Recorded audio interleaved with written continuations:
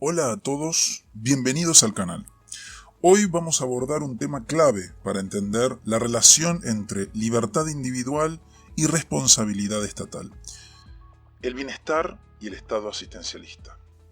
¿Cuál es el papel del gobierno en el bienestar de los ciudadanos? ¿Hasta dónde debe invertir sin ahogar las libertades?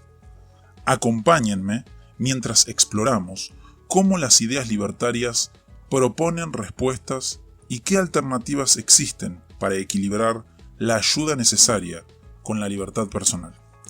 Comencemos. Entonces, la pregunta que vamos a desentrañar es: ¿qué puede hacer el gobierno para ayudar a los pobres? La única respuesta correcta es la respuesta libertaria: apartarse.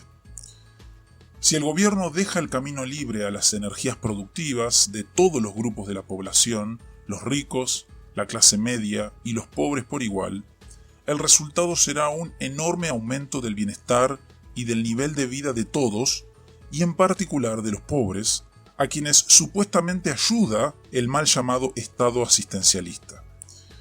El gobierno puede dejar el camino libre al pueblo de los Estados Unidos de 4 maneras principales. Primero, puede derogar o al menos reducir drásticamente todos los impuestos que paralizan las energías productivas, el ahorro, la inversión y el avance tecnológico. De hecho, la creación de empleos y el aumento de los salarios resultante de la eliminación de estos gravámenes beneficiaría sobre todo a los grupos de menores ingresos. Como señala el profesor Brosen, cuanto menos se esfuerce el Estado en utilizar su poder para reducir la desigualdad en la distribución del ingreso, más pronto disminuirá esta. Las bajas retribuciones salariales subirían más rápidamente con una mayor tasa de ahorro y formación de capital, y la desigualdad disminuiría debido al aumento en el ingreso de los asalariados. La mejor manera de ayudar a los pobres es reducir los impuestos y permitir que el ahorro, la inversión y la creación de puestos de trabajo evolucionen sin trabas. Tal como señaló el Dr. Harper algunos años atrás, la inversión productiva es la mayor caridad económica. Harper escribió: según el punto de vista de algunos, la caridad es compartir un trozo de pan. Para otros, la mayor caridad económica consiste en el ahorro y en hacer las herramientas para producir una mayor cantidad de pan. Las dos posturas están en conflicto, porque ambos métodos son mutuamente excluyentes, en la medida en que ocupan el tiempo y los medios propios en todas las decisiones que se toman día a día. De hecho, la razón para la diferencia en los puntos de vista proviene de conceptos distintos acerca de la naturaleza del mundo económico. La primera postura se basa en la creencia de que el total de los bienes económicos es una constante. La segunda se fundamenta en que no hay límites necesarios para la expansión de la producción. La diferencia entre las dos posiciones es como la diferencia entre una perspectiva bidimensional y una tridimensional de la producción. En la perspectiva bidimensional, la cantidad es fija en cualquier momento dado, pero no es así en la tridimensional, y en ella el tamaño del todo puede expandirse sin límites mediante el ahorro y las herramientas. Toda la historia de la humanidad niega que haya una cantidad fija de bienes económicos. Más aún, revela que el ahorro y la expansión de las herramientas constituye la única manera válida para lograr cualquier aumento apreciable. La autora libertaria Isabel Patterson planteó la cuestión en forma elocuente. Consideremos el caso de un filántropo privado y un capitalista privado que actúan en función de tales y un hombre verdaderamente necesitado, no incapacitado. Y supongamos que el filántropo le da comida, ropa y alojamiento. Cuando el necesitado los ha utilizado, se encuentra en la misma situación que antes, excepto que pudo haber adquirido el hábito de la dependencia. Pero supongamos que alguien que no actuara con benevolencia, que simplemente quisiera que el trabajo se hiciese por su propio interés, contratara al necesitado a cambio de un salario. El empleador no ha hecho una obra bondadosa. Sin embargo, la condición del hombre empleado ha experimentado un cambio real. ¿Cuál es la diferencia vital entre las dos acciones? Esta consiste en que el empleador ha llevado al hombre que empleó de regreso a la línea de producción, dentro del gran circuito de energía, mientras que el filántropo solo puede desviar la energía de manera tal que no hay un retorno dentro de la producción y por lo tanto la probabilidad de que el objeto de su beneficencia encuentre trabajo es menor. Si se considera el rol que han desempeñado los filántropos sinceros desde el comienzo de los tiempos, se hallaría que todos juntos, mediante su actividad estrictamente filantrópica, nunca proporcionaron a la humanidad una décima parte de los beneficios derivados de los esfuerzos normalmente egoístas de Thomas Alva Edison, para no mencionar a las grandes mentes que desarrollaron los principios científicos que Edison aplicó. Innumerables pensadores, inventores y organizadores, pensando especulativamente, han contribuido a la comodidad, la salud y la felicidad de su prójimo, porque su objetivo no era ese. En segundo lugar, y como corolario de una drástica reducción o derogación de los impuestos, habría una reducción equivalente en el gasto gubernamental. Los escasos recursos económicos ya no serían derrochados en gastos improductivos, en el multimillonario programa espacial, en obras públicas, en el complejo militar industrial o en lo que fuere. En cambio, estarían disponibles para producir los bienes y servicios que desea la masa de los consumidores. El flujo de bienes y servicios proveería nuevos y mejores bienes a los consumidores a precios mucho menores. Ya no sufriríamos las ineficiencias y los perjuicios que los subsidios gubernamentales y los contratos del Estado representan para la productividad. Además, la mayoría de los científicos e ingenieros de la nación dejarían de realizar inútiles investigaciones militares y otras que interesan al gobierno, y los fondos se liberarían para dedicarlos a actividades pacíficas y productivas e inventos beneficiosos para los consumidores. Tercero, si el gobierno también pusiera fin a los numerosos gravámenes con los cuales abruma a los más pobres para subsidiar a los más adinerados, tal como lo hemos mencionado, la educación superior, los subsidios agrícolas, la irrigación, Lockheed, esto en sí mismo detendría las deliberadas exacciones gubernamentales sobre los pobres. El gobierno ayudaría a los más pobres si dejara de gravarlos para subsidiar a los más ricos, ya que de este modo eliminaría la carga que pesa sobre su actividad productiva. Por último, una de las formas más importantes en las cuales el gobierno podría ayudar a los pobres sería eliminando los obstáculos directos sobre sus energías productivas. Así, las leyes de salario mínimo dejan sin empleo a los miembros más necesitados y menos productivos de la población.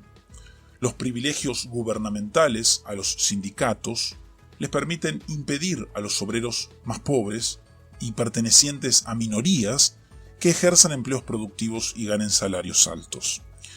Y las reglamentaciones sobre el otorgamiento de licencias, la prohibición de los juegos de azar y otras restricciones gubernamentales no permiten a los pobres abrir pequeños negocios y crear empleos para sí mismos. Así, en todas partes el gobierno ha dictado onerosas restricciones a la venta ambulante, que van de la prohibición directa a las licencias opresivas. La venta ambulante era la actividad clásica mediante la cual los inmigrantes pobres y carentes de capital podían convertirse en emprendedores y con el tiempo transformarse en grandes hombres de negocios. Pero ahora este camino está cerrado principalmente para brindar privilegios monopólicos a los negocios minoristas de cada ciudad que temen perder ganancias si tienen que enfrentar la competencia altamente móvil de los vendedores ambulantes. Un caso que ejemplifica el modo en que el gobierno ha frustrado las actividades productivas de los pobres es el de un neurocirujano, el Dr. Thomas Matthew, fundador de la organización de autoayuda para negros, Negro, que emite bonos para financiar sus operaciones. A mediados de la década del 60, el Dr. Matthew, enfrentando la oposición del gobierno de la ciudad de Nueva York, estableció un exitoso hospital interracial en la sección negra de Jamaica, Queens. Pronto descubrió, sin embargo, que el transporte público de Jamaica era pésimo, a tal punto que resultaba totalmente inadecuado para los pacientes y el personal del hospital. Ante esa situación, el Dr. Matthew compró algunos ómnibus y estableció un servicio regular en Jamaica que era eficiente y exitoso. Pero el problema consistía en que no tenía una licencia de la ciudad para operar una línea de ómnibus. Ese privilegio está reservado para los monopolios ineficientes pero protegidos. El ingenioso Dr. Matthew, al descubrir que la ciudad no permitiría que ningún ómnibus sin licencia cobrara boletos, hizo que su servicio de transporte fuera gratuito, salvo que cualquiera de los pasajeros que así lo deseara comprara 250 bonos de la compañía para viajar siempre por ese medio. Tan exitoso resultó el servicio de ómnibus que estableció otra línea en Harlem, pero fue en este punto, a principios de 1968, cuando el gobierno de la ciudad de Nueva York, alarmado, decidió tomar medidas enérgicas, recurrió a los tribunales y logró que las dos líneas dejaran de funcionar por operar sin licencias. Unos años más tarde, el Dr. Matthew y sus colegas tomaron un edificio abandonado en Harlem, que era propiedad del gobierno de la ciudad. El gobierno de la ciudad de Nueva York es el mayor propietario de viviendas pobres con alquileres excesivamente altos y posee una enorme cantidad de edificios abandonados debido a la falta de pago de los altos impuestos a la propiedad, que por lo tanto se deterioran hasta el punto de hacerse inhabitables. En este edificio el Dr. Matthew estableció un hospital de bajo costo en una época en la cual los costos hospitalarios eran altísimos y había escasez de camas. La ciudad también logró el cierre de este hospital con el pretexto de violación a las reglamentaciones contra incendios. Una y otra vez, en distintas áreas, el gobierno ha frustrado las actividades económicas de los pobres. No es extraño que cuando un funcionario blanco del gobierno de la ciudad de Nueva York le preguntó al Dr. Matthew cómo podía ayudar mejor a los proyectos de autoayuda de Negro, Matthew le respondiera: «Salgan de nuestro camino y dejen que tratemos de hacer algo». Otro ejemplo de cómo funciona el gobierno fue un episodio ocurrido hace algunos años, cuando los gobiernos federal y de la ciudad de Nueva York proclamaron ruidosamente que rehabilitarían un grupo de 37 edificios en Harlem. Pero en lugar de seguir la práctica usual de dárselos a la industria privada y otorgar los contratos de reacondicionamiento sobre cada casa en forma individual, el gobierno otorgó un contrato sobre la totalidad de los 37 edificios. Al hacerlo, se aseguró de que las pequeñas empresas de construcción cuyos propietarios eran negros no pudieran entrar en la licitación y por lo tanto esta fue ganada por una gran compañía dirigida por blancos. Veamos otro ejemplo. En 1966, la Small Business Administration del gobierno federal anunció orgullosamente un programa para incentivar la apertura de pequeñas empresas cuyos propietarios fueran negros. No obstante, el otorgamiento de créditos tenía algunas restricciones clave. Primero, decidió que cualquier prestatario tenía que estar en el nivel de pobreza. Ahora bien, dado que los muy pobres no están en condiciones de establecer sus propias empresas, esta restricción inhabilitó a muchos pequeños negocios cuyos dueños tenían ingresos moderadamente bajos, precisamente los indicados para ser pequeños emprendedores. Y como culminación, la Small Business Administration de Nueva York agregó otra restricción. Todos los negros que aspiraran a obtener el crédito debían probar una verdadera necesidad en su comunidad para llenar un vacío económico reconocible. La necesidad y el vacío debían probarse a satisfacción de remotos burócratas alejados de la verdadera escena económica. Un estudio del Institute for Policy Studies de Washington, D.C., proporciona un indicador fascinante acerca de si el Estado asistencialista ayuda o perjudica a los pobres y en qué medida lo hace. Se realizó una investigación acerca del flujo estimado de dinero gubernamental, federal y de distrito, que entra en el gueto negro de bajos ingresos de Shaw Cardozo en Washington, D.C., en comparación con el monto que paga el área al gobierno en concepto de impuestos. En el año fiscal de 1967, el área de Shaw Cardozo tenía una población de 84.000 personas, de las cuales 79.000 eran negros, con un ingreso familiar medio de $5.600 por año. El ingreso personal total de los residentes para ese año sumaba 126,5 millones. El valor de los beneficios totales del gobierno que fluían hacia el distrito, desde subsidios por desempleo hasta el gasto estimado en las escuelas públicas, durante el año fiscal de 1967 se calculó en 45,7 millones de dólares. ¿Es un generoso subsidio lo que ascendía a casi el 40% del total de ingresos de Shaw Cardozo? Tal vez, pero como contrapartida se encuentra la cantidad total de impuestos de Shaw Cardozo, estimada en 50 millones de dólares, una salida neta de 4,3 millones de dólares de este gueto de bajos ingresos. ¿Se puede seguir alegando que la derogación de toda la estructura improductiva del Estado asistencialista perjudicaría a los pobres? El gobierno podría ayudar mejor a los pobres y al resto de la sociedad, haciéndose a un lado, eliminando su vasta y paralizante red de impuestos, subsidios, ineficiencias y privilegios monopólicos. El profesor Brossen resumió así su análisis del Estado asistencialista. Típicamente el Estado ha sido un aparato que produce riqueza para unos pocos a expensas de muchos. El mercado produce riqueza para muchos con un pequeño costo para unos pocos.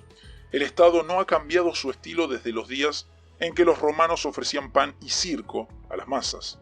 Si bien ahora finge proveer educación y medicina, como también leche gratuita y artes interpretativas, sigue siendo la fuente del privilegio monopólico y del poder para unos pocos, mientras aparenta proveer bienestar para muchos. Bienestar que sería más abundante si los políticos no expropiaran los medios que utilizan para dar la ilusión de que se preocupan por sus electores. Y hasta aquí llegamos por hoy. Espero que este análisis sobre el bienestar, el Estado asistencialista y el rol del gobierno les haya dado nuevas perspectivas. Si les gustó el contenido, no olviden suscribirse, dejar su like y compartir este video. Déjenme sus comentarios. ¿Qué piensan ustedes? ¿Dónde creen que debe trazarse la línea entre la ayuda estatal y la libertad individual? Nos vemos en el próximo video.